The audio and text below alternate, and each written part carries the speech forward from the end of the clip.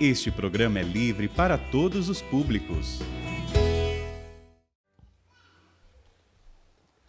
O Senhor esteja convosco. Ele está no meio de nós. Proclamação do Evangelho de Jesus Cristo, segundo Mateus. Glória a vós, Senhor.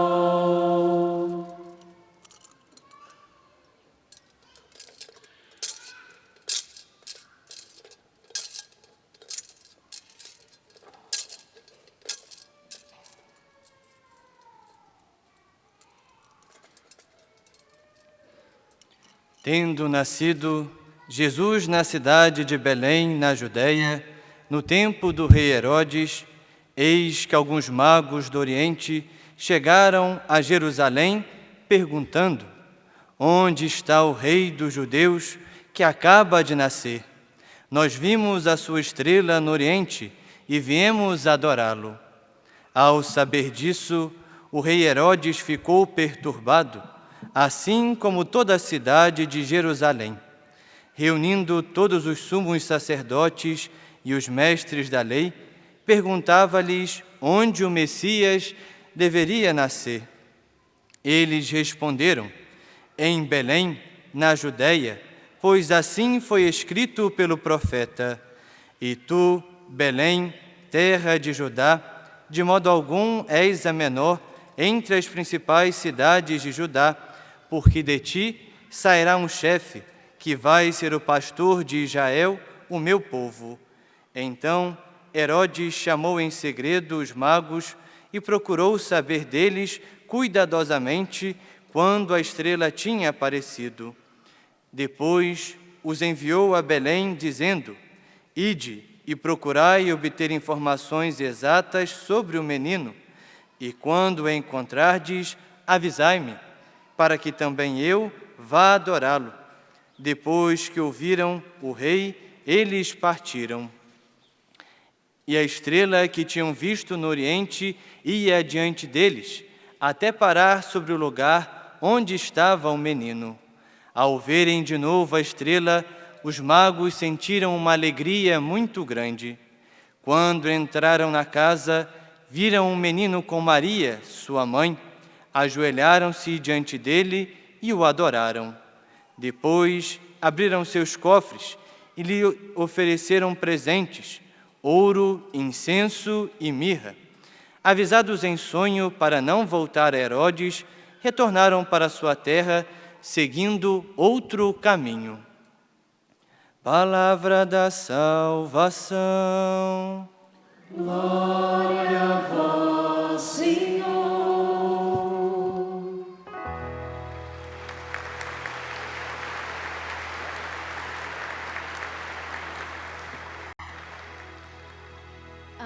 As nações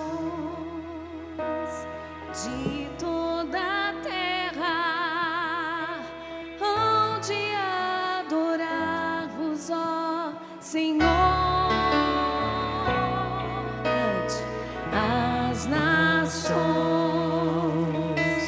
de toda a terra hão de adorar-vos, ó Senhor.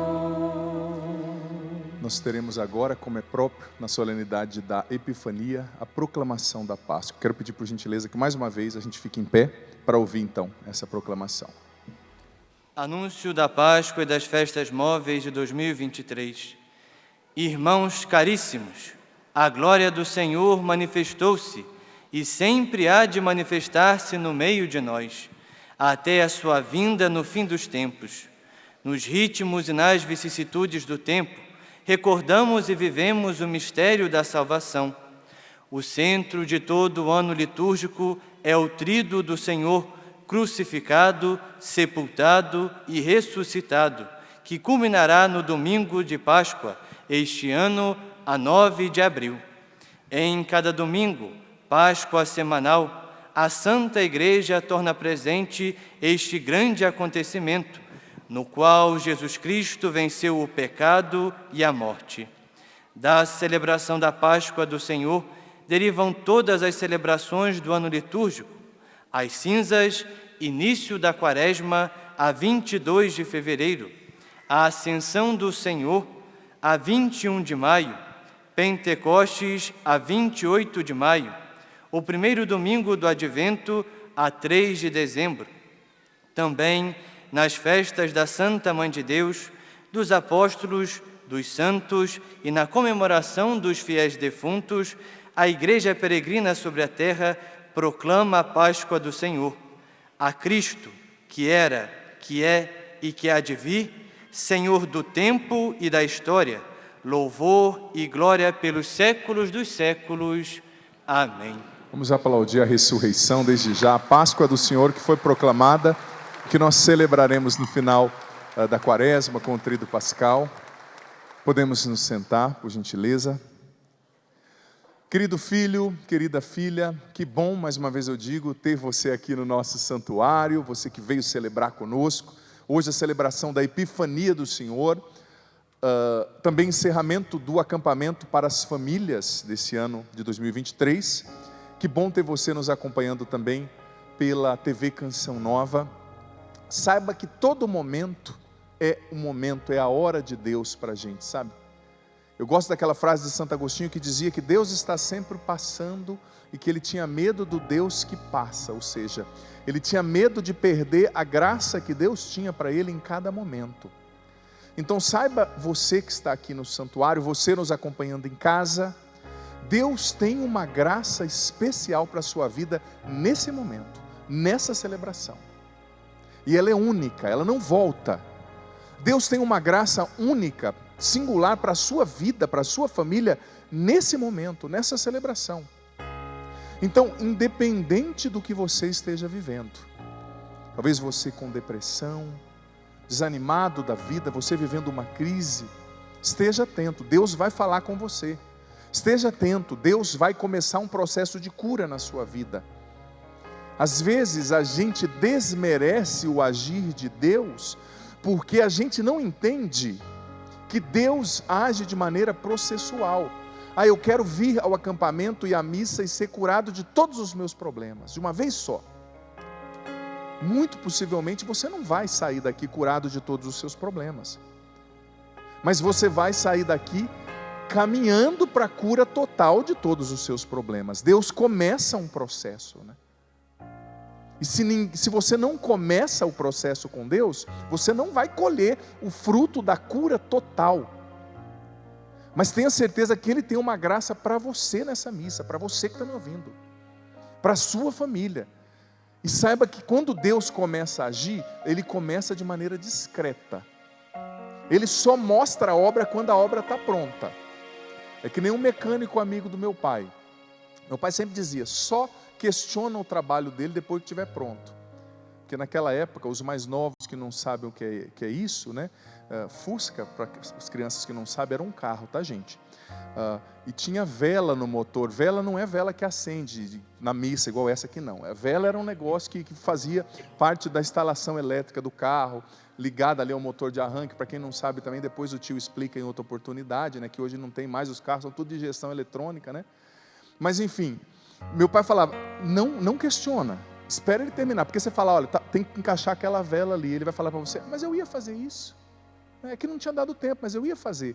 Então meu pai falava, espera ele terminar o trabalho, depois você fala, está faltando a vela, ele não vai ter o que falar, né? Você desencaixou, deixou desencaixada a cabeça da vela no motor de arranque.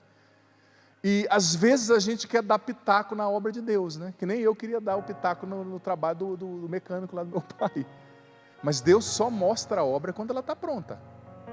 Eu não estou vendo, Padre, a restauração da minha família, eu não estou vendo a libertação da minha depressão, eu não estou vendo a cura de tal pessoa. Faça a sua parte, continue fazendo a sua parte, continue rezando, continue fazendo o que é certo, porque a parte de Deus Ele está fazendo. E Ele vai te mostrar quando a obra estiver pronta. Tenha fé, não tire os seus olhos de Deus. Amém? Gente, hoje nós celebramos a Epifania. E a festa da Epifania é uma festa muito importante, porque ela revela um virar de chaves na história da salvação. Por quê? Porque existiam promessas para o povo judeu, para aqueles que eram descendentes de Abraão, que o Messias viria da linhagem de Abraão, ou seja, da descendência, e depois mais especificamente da descendência de Davi, para salvar o povo judeu. Então esse povo esperava essa promessa, mas Deus já mudou a lógica com o nascimento de Jesus. Por quê? Porque 3 reis magos, pagãos do Oriente, estima-se que um era da Babilônia, onde hoje é o Iraque, outro da região do Irã, outro ali mais da bacia, da região árabe ali, daquela bacia árabe, perto daquelas regiões, daqueles países ali que estão ali. Eles de longe viram a estrela e vieram, porque entenderam que aquela estrela apontava para o nascimento do Messias, o nascimento do rei dos judeus.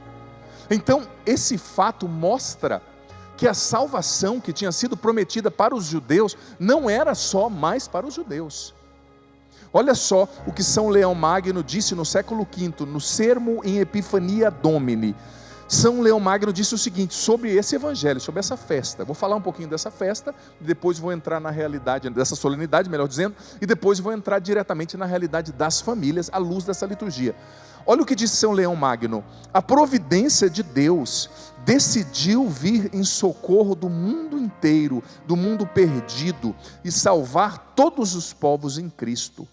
Os novos salvos, disse São Leão, formam agora a descendência de Abraão pela fé, e não mais pelo sangue nem pela origem. Ele diz: entrem, pois, todos os povos na família dos patriarcas e recebam a bênção da descendência de Abraão. Vamos aplaudir isso, gente, com força? Vamos aplaudir? Porque, veja bem, o que São Leão Magno está dizendo? Que todos os povos agora entrem, venham fazer parte das promessas de Deus feitas a Abraão. Mas isso não é mérito nosso, não é direito de sangue. Nós somos descendentes de Abraão pela fé. Nós nos tornamos herdeiros da promessa. Todos os povos que não eram o povo de Deus, não era o povo prometido.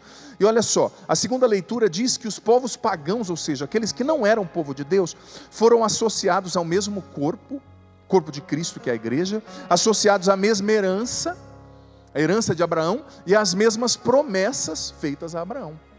Isso mostra para mim e para você, eu pedi para você aplaudir, que Deus não é propriedade de ninguém. Deus se revela quem Ele quer, na hora que Ele quer, da forma que Ele quer. E eu vou dizer uma coisa para você: o jeito de Deus agir na história, muitas vezes vem para quebrar a nossa cabeça. Porque veja bem, Melquior, Baltazar e Gaspar, esses eram os nomes dos 3 reis magos. Quem lembra das folia de reis, As crianças também que não sabem, depois outra hora o tio explica, tá? Era algo que tinha, Quem aqui já viu folia de reis? Levanta a mão. Eu sinceramente, quando eu era gurizão, tinha ainda, e o pessoal se vestia, mas eles queriam se caracterizar como os reis, mas vestiam meio com cara de palhaço, e foi na época que lançaram aqueles filmes dos palhaços, assassinos lá, eu corria, Minha mãe falava: não, é algo bom, eu ficava com medo, escondido debaixo da cama. Criança não tem uma criatividade que dá medo, Mas iam nas épocas, dessa época do ano, especificamente dia 6 de janeiro, os foliões, que iam nas casas com violão, cantando, representando ali os 3 reis magos que vieram adorar Jesus. Muito bonita até a espiritualidade. Mas veja bem, esses 3 reis magos vieram do Oriente para adorar o Messias. Mas olha só, os fariseus do hebraico quer dizer farushim, quer dizer os separados, os todos de Deus, eles não viram a estrela. Os mestres da lei não viram a estrela. O rei Herodes não viu a estrela. Quem que viu a estrela? 3 reis pagãos lá do Oriente. Gente, esse é o jeito de Deus agir. É só para você olhar para as aparições de Nossa Senhora. Nossa Senhora não apareceu com todo respeito, eu digo, a hierarquia da qual eu faço parte, Mas Nossa Senhora não apareceu a bispos, não apareceu a estudiosos da Bíblia, ela não apareceu a letrados, ela não apareceu para o chefe da família, o pai, a mãe, ela apareceu a crianças em Fátima. Ela apareceu a adolescentes em Lourdes, em La Salette, e ela apareceu a um índio em Guadalupe, que era, infelizmente, na época desprezado, uma cultura desprezada. Deus e a sua mãe, em Nossa Senhora, mãe de Jesus, mãe de Deus, em Cristo, Ele não escolhe aparecer para os letrados, para os importantes e mais. Deus muitas vezes escolhe aparecer para aqueles que têm o coração aberto, para aqueles que não têm título. A estrela não dependeu da posição social da pessoa, da posição religiosa. Não, a estrela só aparece para quem tem curso de teologia. Não é assim. A estrela só aparece para quem fez aquele cursinho, para quem reza de tal jeito, para quem leu aquele livro. Não. Deus se manifesta a quem Ele quer. Deus não é propriedade sua nem minha. Deus é Deus. Sabe? E interessante que nós podemos aprender muito, gente, com esses 3 reis magos. Porque o que eles vieram trazer a Jesus? Quais foram as 3 coisas que eles ofertaram? Vamos ver se vocês estão atentos. Qual foi a primeira? Ouro. Qual foi a segunda? Qual foi a terceira? Mirra. Você sabe o que é mirra? Pode ser sincero. As 3 têm uma simbologia profunda. Eu vou explicar. Por que eles trouxeram ouro? Porque ouro representava a realeza. O rei na época, os reis daquela época, eles tinham uma prataria de ouro, né? Talheres de ouro, pratos de ouro, tinham os ouros do templo, o ouro da casa do rei, né? Então eles ofereceram ouro representando a realeza de Jesus. E eles ofereceram o incenso.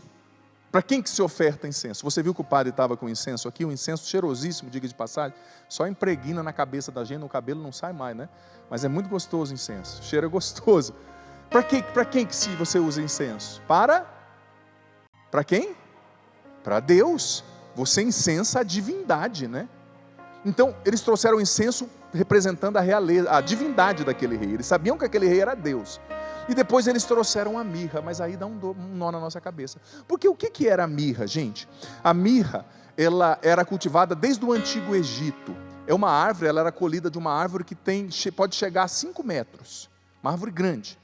E a mirra, ela era usada na época, ela era muito cara, e era usada geralmente para ungir os corpos dos reis, o cadáver ali do rei, do faraó, daquele que morreu. Tinha um perfume muito forte, né? Mas por que ele foi trazer mirra para Jesus? A mirra era um presente que representava o sacrifício. É como se ele estivesse prefigurando ali, o destino daquele rei que nasceu, daquele Deus rei que se encarnou. A cruz, a redenção, a salvação, o sacrifício. A mirra era um sinônimo de sacrifício, só que era muito cara. Você sabia que, eu estava fazendo um estudo hoje cedo, que o tanto de mirra que aquele rei trouxe, segundo estudiosos da época, né, historiadores da época, equivalia a 30 mil denários, o preço daquilo. 30 mil denários na época seria 100 anos de salário de um trabalhador. Você tem noção que é isso? Olha o tanto de mirra que eles trouxeram para Jesus. Não sei o que Nossa Senhora fez, né? Se ela foi vender na internet, né? Colocou no Mercado Livre, não sei, né? Uma coisa do gênero, na época não tinha, né? Mas veio muita mirra. Você sabe que a mirra é usada até hoje, eu não devia nem estar falando essas coisas aqui, porque vai ter gente atrás de mirra depois dessa missa. É usada para tratamento de rejuvenescimento. Não sei se funciona, mas eu estava lendo hoje, até hoje se usa para rejuvenescer, tratar gengiva. Como é que chama aqueles negócios aqui no olho aqui? Pé de galinha, para curar pé de galinha, sei lá que se cura esse negócio. Vai ter gente atrás, eu não estou ganhando nada por isso, viu? Não tem nenhuma empresa de mirra me patrocinando. Nem sei se tem no Brasil, mas eu estava lendo que é usado até hoje, né? Como um cosmético, para tratar problema de gengiva também. Mas a mirra, ela representava o sacrifício. E olha que bonito a lição que esses 3 homens nos dão. Eles nos ensinam a dar o melhor a Deus, porque o ouro era o que se tinha de mais precioso na época. Então o ouro na Bíblia representa o melhor, né? Eles deram o melhor, mas eles deram também o melhor das suas posses, né? Nós somos convidados a dar também o melhor do nosso dinheiro, do nosso trabalho para Deus, devolver a Ele um pouco do que Ele nos dá. Mas eles deram também o incenso, ou seja, representa a nossa oração, louvor, adoração, que é devida a Deus, é o dever da religião, que dizia Santo Tomás de Aquino. Mas também eles deram a Deus ali o símbolo do seu suor, do seu sacrifício, da sua jornada, do tempo que eles viajaram para chegar ali, né? E isso é muito bonito. Agora, tendo introduzido, falando um pouco da festa, eu quero usar aquilo que a liturgia nos traz como elemento, querido filho, querida filha, aplicado para a realidade das nossas famílias. Eu estava rezando hoje cedo, preparando essa homilia, e Deus me deu uma inspiração de, a partir dessa liturgia, óbvio, nem tudo é uma cópia do que são as leituras, mas construir com você 8 passos para que você seja feliz em família, para que você viva relacionamentos felizes. 8 passos. Preste atenção. E haja vista que a primeira leitura disse o seguinte: que o mundo é envolto por trevas, mas sobre você brilha a luz do Senhor. Talvez existam trevas na sua família, mas hoje a luz de Deus quer brilhar. Então esses 8 passos são passos para que nós viabilizemos, ajudemos Deus a fazer a luz dele brilhar na nossa vida, na nossa família. Primeiro passo, guarda isso no coração. Para você restaurar a sua família, para você viver bem em família, nessa missa que encerra o acampamento das famílias. Ofereça a mirra pela sua família. O que isso significa? Saiba se sacrificar pelo seu relacionamento. Porque quem não se sacrifica pelo relacionamento, sacrifica o relacionamento. Quem entra num relacionamento com uma mentalidade muito utilitarista, o que eu vou ganhar desse relacionamento? Só querendo ganhar, sacrifica o relacionamento. Ou seja, em resumo, não seja egoísta. Sacrifique-se pelo relacionamento. E sacrifício, a gente tem uma ideia muito errada e muito pesada muitas vezes do que significa o sacrifício. Mas gente, eu já disse isso aqui outras vezes e retomo, a palavra sacrifício vem do latim sacer offere, que quer dizer um santo ofício, uma santa obra, algo que eu faço que é santo, que tem sentido. O que é se sacrificar pela família? É de fato amar, vivendo a oblação que meio que Jesus viveu na cruz. Eu dou a minha vida pela família, eu dou a vida pelos filhos. Quem tem filho aqui, levanta a mão. Olha, eu tenho acompanhado várias famílias e eu tenho percebido que uma das maneiras melhores de você se tornar uma pessoa menos egoísta é ter um filho. Porque depois que você tem o filho, já era. Você é sempre em segundo, terceiro, quarto ou sexto plano. Esse tempo atrás eu vi uma mulher que chegou na missa. Ela tinha esquecido, acho que ela tinha planejado em prender o cabelo e esqueceu de prender, esqueceu o negócio. Chegou, tadinha, medonha, né? A visão de um pássaro, bem feio, né? Tadinha. Aí ela conversando, aí tinha uma outra amiga dela que estava comigo e brincando, nossa, né, você não conseguiu pentear o cabelo? Aí ela bateu a mão e falou, nossa, esqueci o negócio que eu ia prender. Como é que chama o negócio que prende o cabelo? Assim, tem um monte de nome, né? Uns chamam xuxinha, sei lá, né? Como é que é? Buchinha. Isso aí. Ela falou, nossa, eu ia prender, mas daí o meu pequeno começou a chorar, e a outra falou que estava com fome, aí o outro, ela tinha 3 filhos, né? Aí eu nem lembrei, eu falei, meu amigo, ser mãe e pai é pedir para ser menos egoísta, né? Se for pai e mãe como manda o figurino, porque é uma doação, só que mesmo assim, tem pessoas que têm filho, mas não entendeu que é a hora de se sacrificar. Filho, bota na sua cabeça, filho não é tempo de colheita, é tempo de plantio. Você vai colher lá na frente, mas agora é tempo de sacrificar. Filho não é colheita, filho é plantio. Você está plantando e você não vai receber nada em troca, né? Nada em troca. E criança, além de tudo, às vezes ainda dá uma na sua testa, né? Que nem a professora esses dias atrás que chegou e a criancinha, ela dava aula para o infantil ali de 5, 6 anos, aí a criancinha chegou nela e falou assim, você não tem namorado, né, tia? Ela falou, não. Ah, tadinha, que a senhora é muito feia, né? Criança fala o que vem na testa, né? Que vem na cabeça, né, melhor dizendo. Além de tudo, você está dando e de vez em quando a tua criança ainda vai olhar para você de manhã sem pentear o cabelo, vai fazer assim. Que é você? O que é você? Não, é a mamãe, calma, deixa eu pentear aqui, né? A juba. Filho é plantio. Filho não é colheita. Sabe? Então filho é sacrifício, é doação, é cruz. É lindo, mas é cruz. E olha só, eu peguei um texto muito bonito, tem um documento da igreja, do Pontifício Conselho para a Família, chamado Sexualidade Humana, Verdade e Significado. Lindo, eu aconselho os pais a lerem sobre tudo. No número 51, esse documento diz o seguinte, presta atenção, certas e graves carências ou desequilíbrios que se realizam por parte dos pais, presta atenção, Por exemplo, a ausência da vida familiar de um deles ou de ambos, o desinteresse na educação dos filhos, a severidade excessiva, são capazes de causar nas crianças distúrbios emocionais e afetivos que podem marcá-las por toda a vida. É necessário que os pais encontrem tempo para estar com os filhos e entreter-se com eles e dialogar com eles. Os filhos são a sua tarefa mais importante. Guarda essa palavra da igreja. Se bem que aparentemente não é uma tarefa rendosa que gera dinheiro. Filho é investimento. Filho não é colheita, filho é plantio. Os filhos são a sua tarefa mais importante. Se bem que aparentemente nem sempre rendosa, de dar renda, né? Eles são mais importantes que o trabalho, mais importantes que as distrações, mais importantes que a posição social. Sexualidade humana, verdade e significado, número 51. Vamos aplaudir isso aqui, essa luz que a igreja nos dá? Sabe, pode aplaudir com força. Porque veja bem, a igreja fala sobre tudo. A Bíblia fala sobre tudo. A igreja não dá instrução para os pais, é você que não procurou. Tem instrução sim, e eu estou trazendo o conteúdo do magistério da igreja aqui para você. Sabe? Mas é um sacrifício, olha só, os filhos são sua tarefa mais importante. Claro, não é só a única tarefa, porque tem pai também que é outro extremo, né?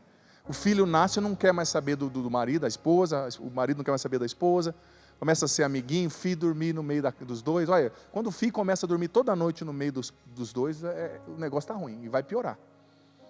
O casal é casal, minha filha. Você só tem esse filho porque você e o seu marido casaram e se uniram. Então a criança, ela é importante a educação dela, mas ela precisa estar no lugar dela.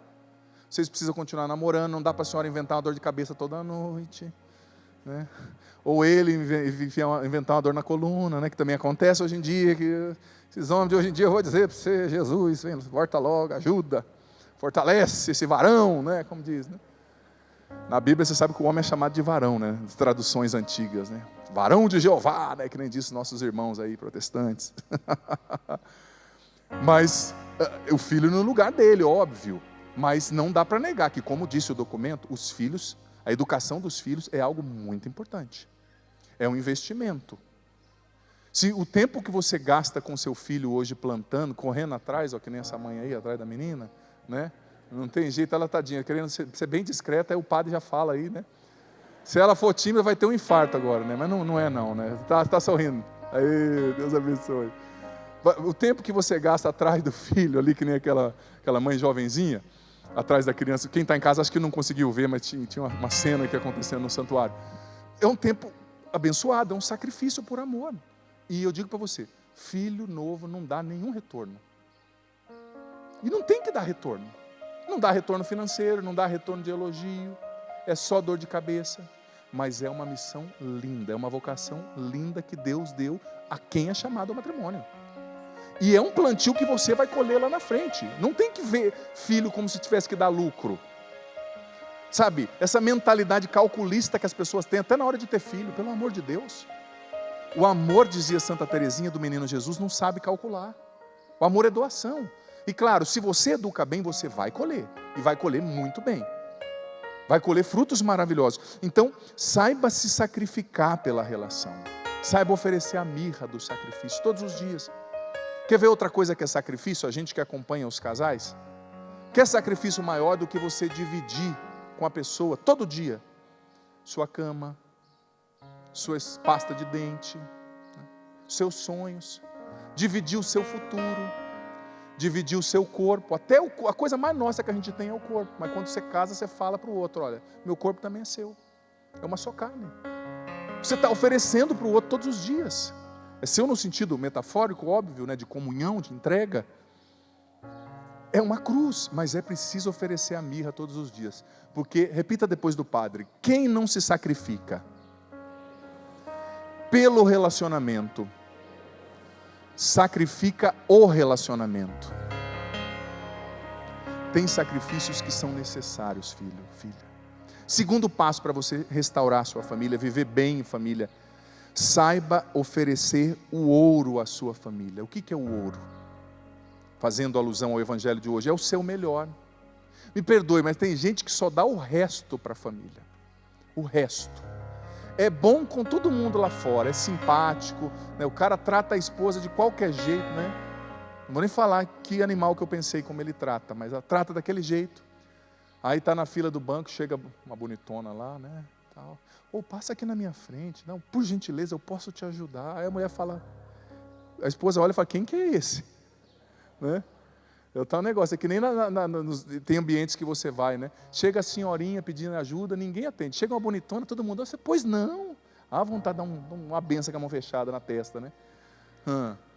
Mas tem pessoas que não dão o melhor para a família. Chega alguém lá de fora, está sempre simpático. Chega uma mulher bonita, sempre dando atenção, mas a esposa que está se matando pelo marido todos os dias, cuidando dos filhos, limpando da casa, trata mal.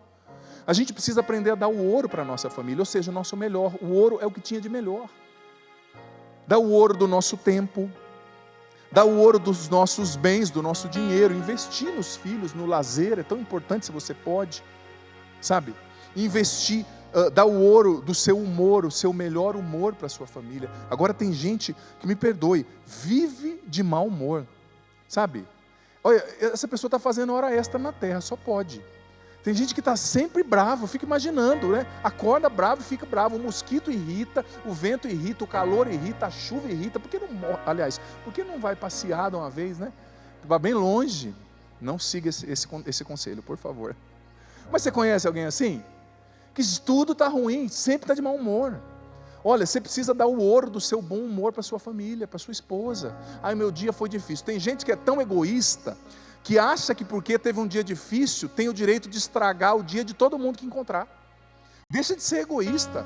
Se o seu dia está ruim, como diz o Padre Jonas, nosso pai fundador, sempre nos ensinou, o problema é meu, mas o rosto é do outro. O outro não tem culpa. Eu preciso dar o meu ouro no meu sorriso, na minha atenção, na minha simpatia. E tem pai que espera que o filho haja como adulto. Ai, padre, meu filho de 3 anos não foi capaz de entender que eu peguei trânsito. Cheguei em casa sofrido. Estou triste porque o Corinthians perdeu. Papai, ele tem 3 anos, ele é criança, ele vai bagunçar mesmo. O adulto é você, ou você está agindo pior que ele.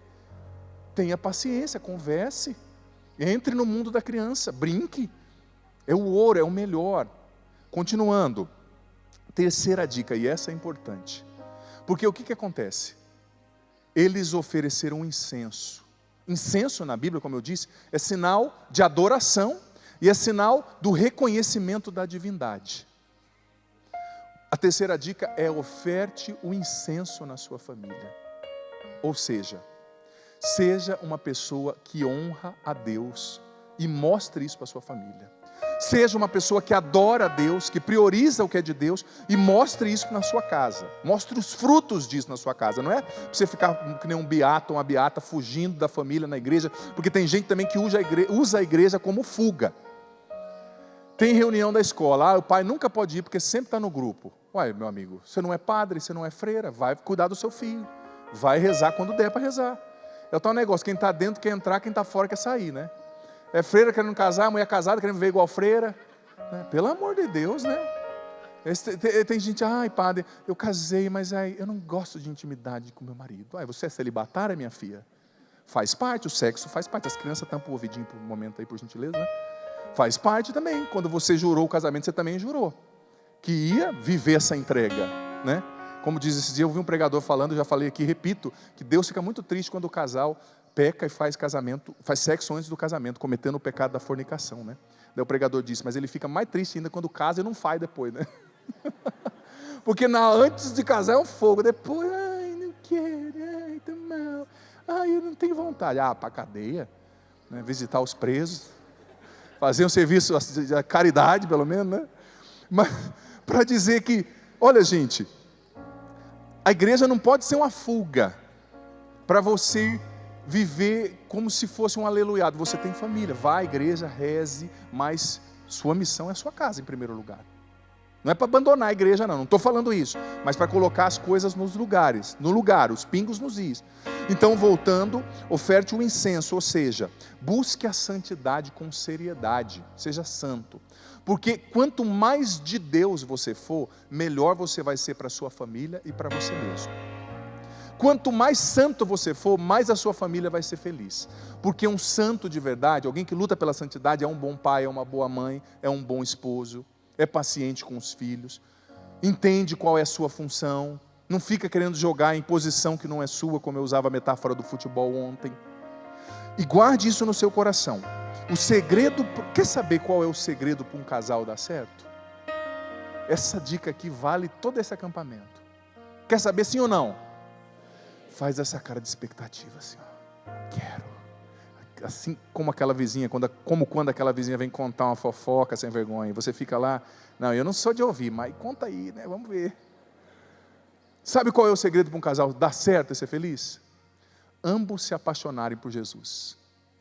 Um casal apaixonado por Jesus vai ser feliz, tenha certeza, porque Jesus vai ser o equilíbrio da relação deles, Jesus vai ser o sentido, Jesus vai ser a força, Jesus vai ser o que liga, o que une, o que é cola, o que dá consistência, o que dá fundamento. Oferte o incenso na sua família, ou seja, se apaixone por Jesus. Se o marido é apaixonado por Jesus, o amor dele por Jesus vai fazer ele amar a esposa dele 5 vezes mais do que se ele não amasse Jesus. Porque quando a gente ama Jesus, a gente é dotado, nos ensina o catecismo da igreja, por um amor sobrenatural, o dom de um amor sobrenatural. Não é só o amor de olhar a sua mulher e achar, nossa, bonita, sarada. Não, não. É aquele amor de dar a vida, é aquele amor que você olha para ela e fala, se hoje fosse preciso eu morreria por essa mulher. Se hoje fosse preciso, eu morreria por esse homem, morreria por esse filho, por essa filha. Esse é o amor sobrenatural. Quando você se apaixona por Jesus, você recebe o dom desse amor sobrenatural, capaz de morrer pelo outro, capaz de dar a vida pelo outro. Então o segredo para o casal dar certo é ambos se apaixonarem por Jesus. E eu digo para você, enquanto Deus não for o centro do seu relacionamento vai ser desequilibrado. Quem não tem Deus como fundamento do relacionamento, viveu e viverá sempre um relacionamento desequilibrado. Se Deus não é o fundamento da sua família, os seus relacionamentos vão ser desordenados e desequilibrados. Por quê? Porque você vai buscar nas pessoas o que só Deus pode te dar. Não busque nas pessoas o que só Deus pode te dar. Não espere do seu marido o reconhecimento, a cura da sua alma, das suas feridas, talvez da infância, do abuso que você sofreu, da falta do seu pai, do que você não aceita na sua aparência, no seu cabelo, no seu corpo. Não busque a cura disso no seu marido ou na sua esposa, porque isso ele não tem para te dar. Quem pode curar o teu coração dos seus traumas, dos seus complexos, dos vazios, é só Deus. Se Deus não preenche você, o seu relacionamento vai ser desequilibrado, e pessoa nenhuma vai poder te dar o que Deus pode te dar. E esse ofertar o incenso consiste também em ser uma pessoa de oração. Porque você que é casado, casada, você não pode abrir mão da oração. A oração é muito importante. Quem não reza não oferta incenso a Deus. Quem não reza não oferta incenso. E mais, a oração é super importante, porque quem não reza já começou a cair em tentação. Quem não reza já começou a cair em tentação.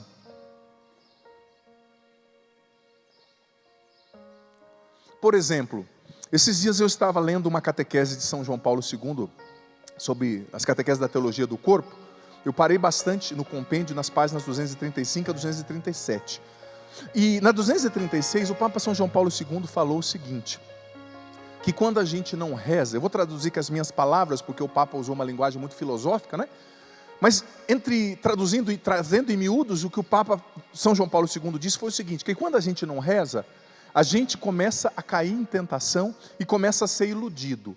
Porque é como o que aconteceu com Eva no Jardim do Éden, quando ela foi enganada pela serpente. Presta atenção. A serpente prometeu para Eva o que ela já tinha. Você vai ser como Deus. Gente, Eva participava da vida de Deus, ela caminhava com Deus toda a tarde, ela nasceu do sopro de Deus, ela tinha a imagem de Deus em si, ela já tinha aquilo. Mas quando você não reza, quando você se afasta da intimidade, você começa a cair na tentação de querer o que você já tem. Começa a olhar para a grama do vizinho e ver que a grama do vizinho é mais verde, que a outra pessoa é mais simpática, que o filho do outro é melhor, que a outra mulher é mais bonita. A oração te impede de cair na tentação e te mostra a verdade, porque a tentação sempre traz uma promessa ilusória de felicidade, uma mentira. Então, oferte o incenso na sua casa. Vai guardando. O primeiro passo é ofertar a mirra em casa. O segundo, ofertar o ouro. O terceiro, ofertar o incenso. Quarto passo, muito importante. Saiba ofertar. Aliás, entenda que na sua família as pessoas precisam de amor. Ponto. Esses 3 magos, eles andaram, gente, ou vieram de cavalo. Naquela época não tinha metrô, não tinha avião, não tinha carro. Mais de 2.000 quilômetros, quase 3.000 quilômetros eles andaram. Dependendo, um até quase 4. Um deles, dependendo da região, pelo que se estima da região geográfica de onde ele veio. Isso é um gesto de amor ao rei que tinha nascido. E saiba que na família a gente precisa injetar amor. A gente precisa injetar amor. Eu estou usando muito para essas pregações aqui um livro que se chama 7 Princípios para um Casamento Dar Certo, né? Do John Gottman, que é um pesquisador, né, um psiquiatra da Universidade de Washington, no estado de... Aquele último estado, eu não me lembro o nome de um dos estados dos Estados Unidos, divisa com o Canadá, que ele pesquisou, eu falei isso na sexta-feira e retomo hoje, casais por mais de 20 anos. Eles pagavam, por exemplo, davam uma ajuda para um casal passar uma noite lá na faculdade. E tinha uma casa mobiliada, montada, que era chamada Laboratório do Amor. Então lá eles conectavam eletrodos no coração, na cabeça do casal, e ficavam filmando eles quando eles estavam conversando, jantando. E os casais às vezes esqueciam e viviam a vida lá como se vive na casa mesmo, né? E eles coletaram dados por 20 anos e cruzaram esses dados. Então, depois de todos esses anos, eles lançaram esse livro, no qual eles tinham 93% de precisão para dizer se o casal ia ficar junto ou não, analisando ali o jeito do casal se relacionar. Como eles falavam, como eles interagiam, como eles olhavam um para os outros, como o coração batia quando o outro estava falando. E presta atenção nisso, que é muito importante. Sabe o que eles concluíram? Que os casamentos que dão certo são aqueles casamentos nos quais existe mais interação positiva do que negativa. Ou seja, que existe mais amor do que discórdia, que existem mais gestos de amor. E o que é interação positiva para os especialistas ali, que escreveram esse livro? O John Gottman e a sua equipe, né?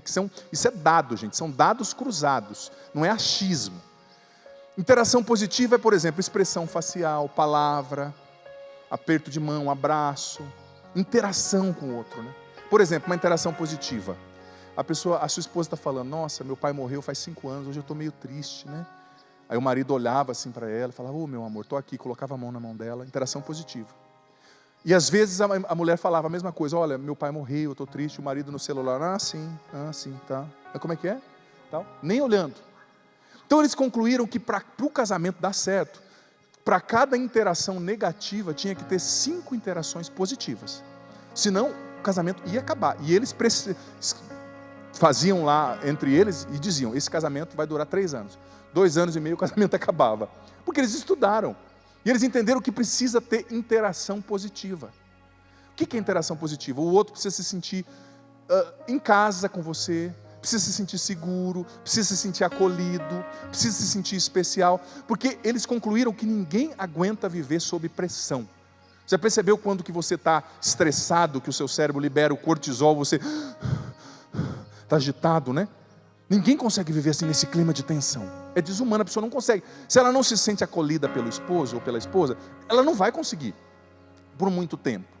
Então, o que é preciso fazer? Injetar amor. Injetar interação positiva. Ou seja, o que é uma interação positiva? É um cuidado com o outro. É um beijo de manhã na testa ou na boca, que seja. Não vou descrever mais. É um presente que você dá. É uma atenção que você dá. É o pegar na mão, passar na mão assim, na mão do outro, quando o outro está falando. É o fazer um carinho, né, um cafuné. É o mandar uma mensagem. É o cuidar da família do outro. É o fazer algo que para o outro você sabe que é importante. São interações positivas. E se não tem isso, gente, saiba que o corpo fala. Se você está sempre tenso e não à vontade do lado do outro, vai dar ruim. E eles diziam que o casal precisam descobrir. Eu traduzi assim, né, como apreciar, era outra palavra. O casal precisa descobrir a arte do apreciar, né? O que é apreciar no português? Eu gosto tanto dessa palavra, prefixo a mais preciar. O que é apreciar? É dar preço, é dar valor, né? O que é apreciar a sua esposa? É olhar para ela e admirar, é falar, nossa, teu cabelo está tão bonito, talvez você está até profetizando, não está tão ainda, né? Mas vai ficar um dia, né? É dizer, olha, que bom estar aqui com você. Ela sabe, nós homens, nós falamos muito nisso, porque para muitos homens, mulheres, entendam, não estou generalizando, mas a nossa cabeça funciona assim, eu estou aqui com ela, se eu não gostasse dela, eu estava com outra. Então a gente pensa assim, né? O que eu tenho que ficar falando para essa mulher? Se eu não gostasse dela, eu estava com a vizinha, pô, estou aqui já com ela, deixa eu assistir meu futebol aqui, deixa eu ver o Corinthians perder de novo, tranquilo, né? Então, mas para a mulher, né, e isso é provado cientificamente, é mais até importante do que para nós homens. O elogio, a validação, o apreciar. Para ambos os lados é importante, óbvio. Mas isso aqui, cientificamente, eles mesmos concluíram que para a mulher é mais importante ainda. A validação, o apreciar. Então não economize no amor, não seja mesquinho no amor. Quinto passo, isso está implícito nesse que eu acabei de dizer, saiba motivar o outro. O que esses especialistas descobriram, gente, nesse livro? Que o ser humano é movido à motivação. E que se você ficar do lado de uma pessoa que te desmotiva 24 horas por dia, é impossível você sobreviver de maneira sã, psicológica e afetivamente. Sabe? Esses dias eu vi um vídeo na internet que eu falei, esse cara tem que levar uma coça. O cara chegou sem nada na mão assim para a esposa e falou assim, uma flor para a mulher mais bonita do mundo. Aí a mulher abriu um sorriso, né? Falou, ai, que bom, cadê a flor? Ele olhou para ele e falou, cadê a mulher mais bonita do mundo? Falei, aquele morreu. Aquele naquela noite, ele não sobreviveu, né? Mas aí você via na cara, claro, foi ali uma piada, não sei se eles combinaram, talvez foi até combinado nesses videozinhos de internet entre os dois, mas eu acho que não foi porque você via a cara de desânimo no olho da mulher, no rosto da mulher, né? Os olhos de desânimo, a expressão de desânimo. Às vezes você está desanimando a pessoa, é preciso saber motivar, gente. Tem que motivar o seu esposo, porque amar é querer fazer o outro crescer, é querer fazer o outro progredir. Motive-o no trabalho dele, motive-o na missão dela, motive-a como mãe, como pai, motive-a para estudar, para ele aprender mais. A motivação é importante. Sexto passo. Eu estou ficando com pouco tempo, mas eu vou tentar concluir aqui. Esse é um passo que daria para fazer uma pregação inteira sobre ele. Não tenha preguiça relacional. Já preguei isso aqui numa missa das famílias, uma segunda tarde aqui, e retomo. O que é a preguiça relacional? Diziam esses especialistas do livro que eu citei. É aquela pessoa que acha que já está garantido. Não, já casei, meu marido está aqui, eu posso ficar parecendo aqui o boneco assassino quando ele chega em casa, que está bom. Não preciso mais me arrumar para ele, não preciso mais passar batom, não preciso mais nem escovar o dente com bafo, matando o infeliz, né? O marido também, pelo amor de Deus, né? Não é só a mulher não, viu, marido? Cria vergonha nessa sua cara, porque ela não merece essa barba toda desgranhada, como diz lá no Nordeste, né?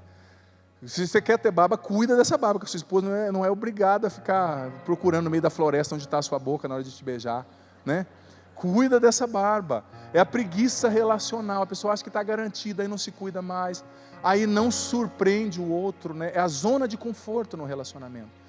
O relacionamento você tem que surpreender o outro, você tem que querer, sabe, ser presença para o outro, você tem que querer fazer bem para o outro, você tem que querer surpreendê-lo, sair da zona de conforto. Você se arruma para o seu marido?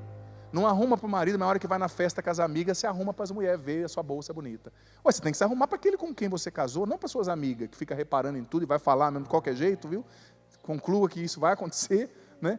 Mas fuja da zona de conforto. Sétimo passo, isso aqui é importante, fruto de uma outra pesquisa que o padre leu, um pesquisador chamado Walter Keltner, da Universidade da Califórnia, ele disse o seguinte: para um relacionamento dar certo, você precisa aprender a tornar o seu relacionamento leve.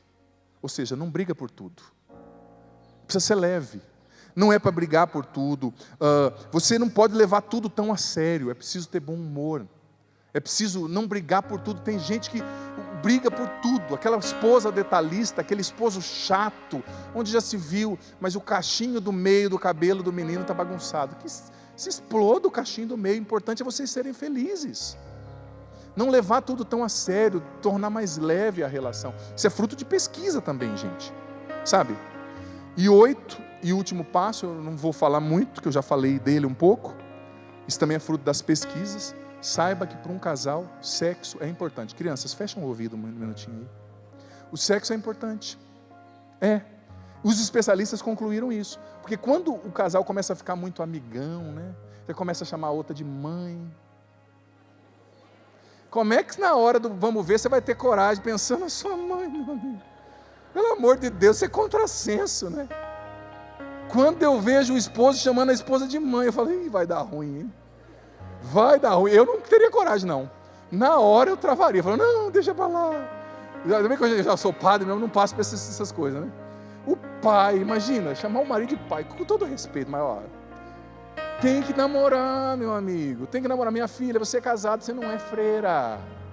A senhora não é celibatária. Ai, padre, sabe o que é? Eu não gosto. Está ruim? Conversa sobre isso. Veja o que está ruim. Acerta os ponteiros, porque é uma dimensão importante do relacionamento. Não deixe os filhos separarem vocês. E está escrito na Bíblia, não vos negueis uns aos outros, né? Na relação, na intimidade. É importante também. Sabe? É tão importante, a gente escuta tanta coisa por aí, a gente que é padre, que tem que ficar falando disso em homilia. Olha que papelão que eu tenho que passar por causa que você não entende as coisas. E eu que tenho que ficar aqui falando depois. Mas se eu não falar também, Deus vai me cobrar, porque Ele sabe que Ele está me mostrando, está me fazendo as pessoas virem falar, né? Então, fazer o quê? É os padres que ficam nessa sinuca de bico. Mas é importante, tem que conversar. Ai, padre, é que eu não tenho mais gosto, eu não tenho mais prazer. Às vezes não é prazer, é amor, é doação, é cruz também. Eu estou dando a vida através desse ato, para o meu esposo, para a esposa que eu escolhi para viver comigo para sempre. É amor também, não é só prazer, isso é utilitarismo, também é amor. Sabe? Enfim, então aí as 8 dicas para você colocar em prática. Não é só para ouvir e falar, ai que bonito. Não quero que você ache bonito, eu quero que você viva. Porque assim o seu relacionamento vai ser feliz, a sua família vai decolar e você vai ser feliz na educação dos filhos, como esposo, como esposa. Você acredita nisso, sim ou não? Então vamos aplaudir o nosso Senhor, que nos reuniu, que nos trouxe aqui e que está falando com a gente de maneira tão precisa nessa tarde. Vamos ficar em pé? Olha para a pessoa que está do seu lado e diga para ela, é só viver. As dicas estão lançadas, diga para essa pessoa. Se você está do lado da sua esposa aí, do seu esposo, diga para ela, olha, mas pode dizer, vamos colocar em prática já, viu? E lembra daquilo que eu falei, se não for ainda, você vai profetizando, tá? Diga para o seu esposo, para sua esposa, você é lindo. Ou linda, né, sua esposa? Pode dizer. Diga para essa pessoa, diga para o seu esposo ou para sua esposa, encerrando, você que está assistindo agora é acampamento das famílias, viu gente? Os casais, então não estranha. Diga para ele assim, você é um presente de Deus para mim. Mas diga de verdade, você é um presente de Deus para mim. E se está com um amigo perto, um irmão, também pode dizer, você é um presente de Deus.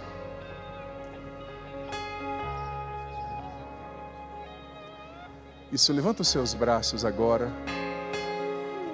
Levanta os seus braços. E eu vou dizer para você, para viver isso, é só no poder do Espírito. Sozinho a gente não consegue. Peça com o Padre, vem Espírito Santo. Vem Espírito Santo. Vem me batizar. Vem batizar. Vem me encher com a sua graça, com o seu poder. Batiza-me, Espírito Santo. Batiza-me, Espírito Santo. Me liberta da preguiça relacional, Me liberta da preguiça relacional, do comodismo, do comodismo, do desânimo. do desânimo. Vem, Espírito Santo, Vem Espírito Santo. dai-me este dom Dá-me este dom do amor sobrenatural do amor sobrenatural que dá a vida, que dá a vida, que se doa, que se doa sem egoísmo, sem egoísmo, sem impor condições, sem impor condições, sem calcular. sem calcular. Vem, Espírito Santo. Vem Erga Espírito bem os seus braços e peça, vem, Espírito Santo. Vem Espírito Santo. Vem me encher nessa tarde. Vem me encher nesta tarde. Vem batizar o meu coração, Vem batizar meu coração, a minha mente, a minha mente, a minha a alma. minha alma. Eu tenho fome e sede de Ti. Eu tenho fome e sede de Ti. Vem, Espírito de Deus, Vem Espírito de Deus. curar as feridas nos meus relacionamentos. Curar as feridas nos meus relacionamentos. Talvez eu me feri muito, Talvez eu me feri muito como filho, como filho, como esposo, esposo. como esposa, você mulher. Venha curar minhas feridas. Venha curar minhas feridas. Vem, Espírito de Deus. Vem Espírito de Deus. Dá-me um coração apaixonado por Jesus. Dá-me um coração apaixonado por Jesus. Dai-me a graça de eu viver o amor. Dá-me a graça de eu viver o amor. De eu me apaixonar por Cristo. De eu me apaixonar por Cristo. De eu assumir a minha missão. De eu assumir a minha missão. E de eu encarnar E de eu encarnar o amor de Jesus o amor de Jesus na minha família, na minha família, na minha vida. na minha vida. És bem-vindo aqui, Espírito Santo. És bem-vindo aqui, Espírito. És bem-vindo aqui, Espírito Santo. És bem-vindo aqui, Espírito. És bem-vindo aqui, Espírito Santo. És bem-vindo aqui, Espírito E Santo. com os braços bem erguidos você vai cantar. És bem-vindo aqui, és bem-vindo aqui, és bem-vindo aqui, Espírito.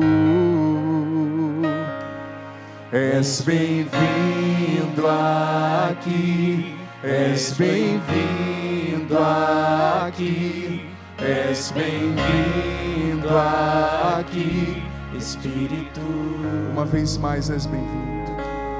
És bem-vindo. Solta a voz. Aqui, és bem-vindo aqui. És bem-vindo. És bem-vindo. Levanta os braços e deseje. Peça o Espírito Santo. És bem-vindo. Cante.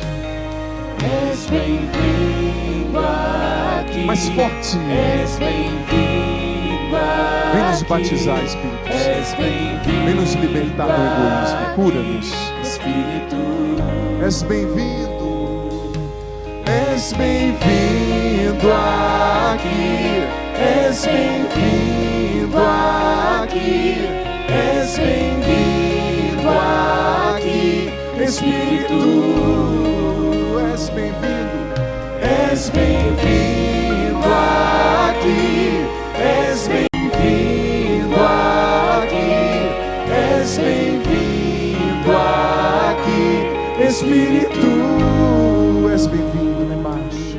És bem-vindo aqui. És bem-vindo aqui. És bem-vindo aqui. Vem nos batizar, Espírito. Vem nos dar a coragem do amor, a braveza do amor, Espírito. A ousadia de amar até doer. Que nós ofertemos na nossa família o ouro, a essência e a mirra. Que nós não tenhamos medo de nos sacrificar. E com seus braços erguidos, solta a sua voz no Espírito agora com os músicos. Se você reza assim, filho, filha, você aqui, você em casa, não tenha medo. Essa é a oração onde o Espírito Santo vem rezar em nós com gemidos inexprimíveis. Solta a sua voz, vai rezando em línguas, vai rezando no Espírito, vai rezando do fundo da sua alma. Vem Espírito de Deus e nos batiza, nos liberta dessa preguiça relacional, da zona de conforto. Vem Espírito Santo, infunde em nós os seus dons.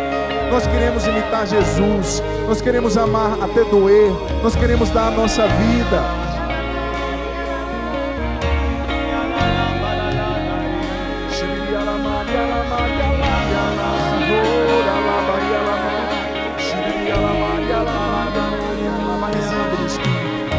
O Senhor está libertando agora pessoas que estavam profundamente desanimadas. Vai rezando em línguas, continue com os músicos. Claro, a meia voz para que você possa me ouvir, mas mantenha a oração. O Senhor está libertando pessoas que estavam vivendo um desânimo de morte no relacionamento.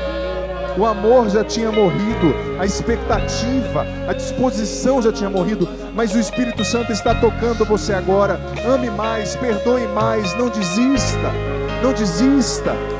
O Espírito Santo está dando agora um novo entendimento para muitas pessoas, de muitas coisas que elas viviam no relacionamento e que não sabiam dar nome a isso, não sabiam identificar. O Espírito Santo agora está te dando um entendimento novo disso. Ele já te mostrou nessa homilia a pedagogia certa, o que você deve fazer.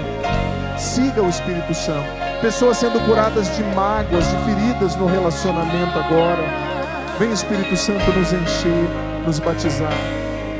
Enche o nosso coração, reaviva os teus dons.